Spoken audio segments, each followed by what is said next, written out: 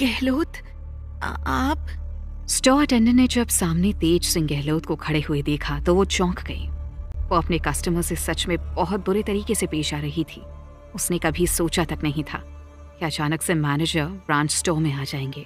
आमतौर पर ऐसे हाई लेवल के मैनेजमेंट कभी ब्रांच स्टोर में नहीं विजिट करते थे। सर, मैं आपके लिए कुछ लाऊं? डेजी ने चेहरे पर जबरदस्ती की मुस्कान के साथ कहा। गहलोत को उसकी बात से कोई फर्क नहीं पड़ा।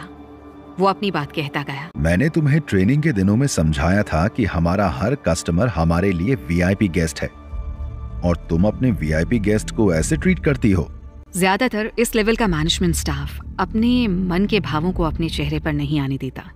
सभी आमतौर पर एक शांत और गंभीर चेहरे के साथ बात करते थे।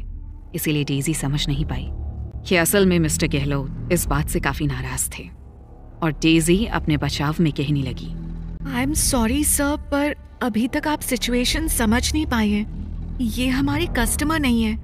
असल में ये लोग यहाँ के कपड़े अफोर्ड नहीं कर पाएंगे। केवल वो वीआईपी जो हमारे कपड़े अफोर्ड कर सकते हैं उनका हमारे यहाँ स्वागत है। पर ये लोग बेकार में हमारा टाइम वेस्ट करने आ जाते हैं। हमारे प्रोडक्ट्स की वैल्यू है सर, और मैं अपनी प्रोडक्ट की रेपुटेशन को बनाए रखने की कोशिश कर रही हूँ। डेजी ने अपनी अक्ल के हिसाब से जवाब दे तो दिया। गहलोत अब अपने कस्टमर के सामने डेजी जैसी कम अक्ल के साथ ज्यादा बहस करने के मूड में नहीं था। वो शांति से ट्रैश कैन के पास गया और उस कचरे के डिब्बे जिसमें फलों के छिलके, बीज और ढेर सारी रद्दी पेपर्स पड़े थे, गहलोत ने खुद झुककर कचरे के डिब्बे में से ध्रुव का कार्ड निकाला। उसे सैनिटाइजर से साफ किया। डेजी को शर्मिंदा करने के लिए इतना काफी था।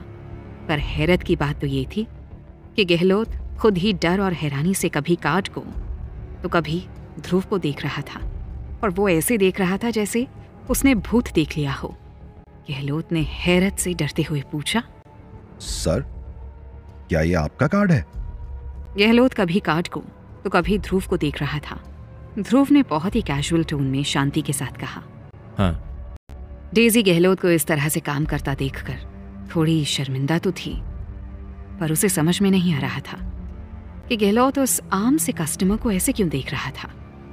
डेजी ने आगे बढ़कर कहा, mister Gehlot, I am sorry, मैं जानती हूँ मुझे कस्टमर का कार्ड इस तरह से कचरे के डिब्बे में नहीं फेंकना चाहिए था, लेकिन मैं आपका इस तरह का बिहेवियर देखकर थोड़ी परेशान हूँ। अभी डेजी अपनी बात पूरी भी नहीं कर पाई थी कि गहलोत जोर से उसे डांटते हुए बोला, शट अप और जाकर हमारे वीआईपी कस्टमर्स के लिए चाय बनाओ।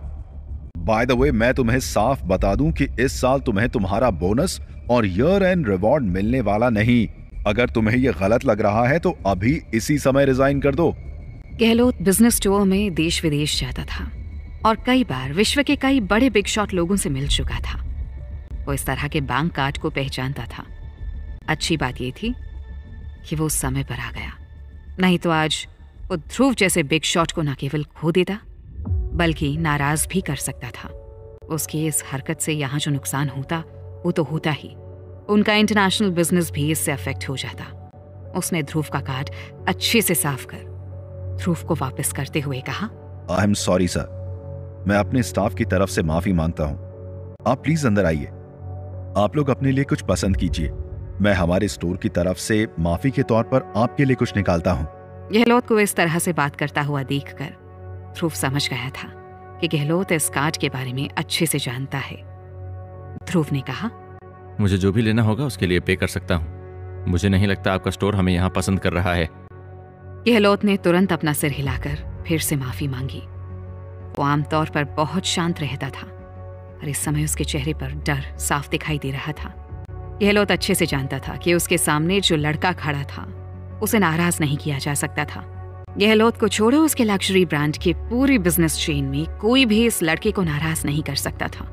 गहलोत ने तुरंत अपनी जेब से 2 गोल्डन कार्ड्स बाहर निकाले और ध्रुव को सौंपते हुए कहा, सर, मैं उम्मीद करता हूं कि मेरी स्टोर अटेंडेंट को नासमझ समझकर आप माफ कर देंगे। वो आप लोगों को पहचान नहीं पाई। इसमें सबसे बड़ा कसूर आपकी सादगी का है। मैं सोचता हूं कि आप अपनी सादगी के कारण हमें माफ कर देंगे। और सर, हमारी तरफ से इस गोल्डन मेंबरशिप कार्ड को आपको ऑफर करने में मुझे काफी खुशी होगी। प्लीज इसे एक्सेप्ट करें सर। ध्रुव ने जब स्टोर मैनेजर को इतने अच्छे से बात करते हुए देखा तो उसे कुछ अच्छा महसूस हुआ। वैसे भी उसे पहली बार इतनी रिस्पेक्ट मिल रही थी। ध्रुव ने स्टोर मैनेजर की रिक्वेस्ट मानते हुए गोल्डन मेंबरशिप कार्ड ले लिए। इन गोल्डन मेंबरशिप कार्ड से ध्रुव दुनिया में जब तक इस ब्रांड स्टोर में शॉपिंग करेगा वो फ्री रहेगी। ध्रुव ने पूछा, क्या आप सच में मुझे जानते हैं? गहलोत ने एक पल सोचकर कहा, आई एम सॉरी सर, मैं इस लायक नहीं हूं कि आप लोगों से टच बना सकूं। हालांकि मैंने यूरोप में एक बार एक मीटिंग अटेंड की थी हमारे अपने ब्रांड की। वहां हमारे ब्रांड के चेयरमैन के साथ एक सज्जन बैठे थे। मैंने उनके हाथ में एक कार्ड देखा था। उनके कार्ड में भी ऐसा ही एक निशान बना था। ध्रुव ने मुस्कुराकर गहलोत को देखा कि तभी उसकी नजर स्टोर के अटेंडेंट पर पड़ी और वो डर और हैरानी से कभी ध्रुव को तो कभी गहलोत को देखे जा रही थी। ध्रुव को धीरे धीरे ताकत का नशा चढ़ता हुआ महसूस हो रहा था।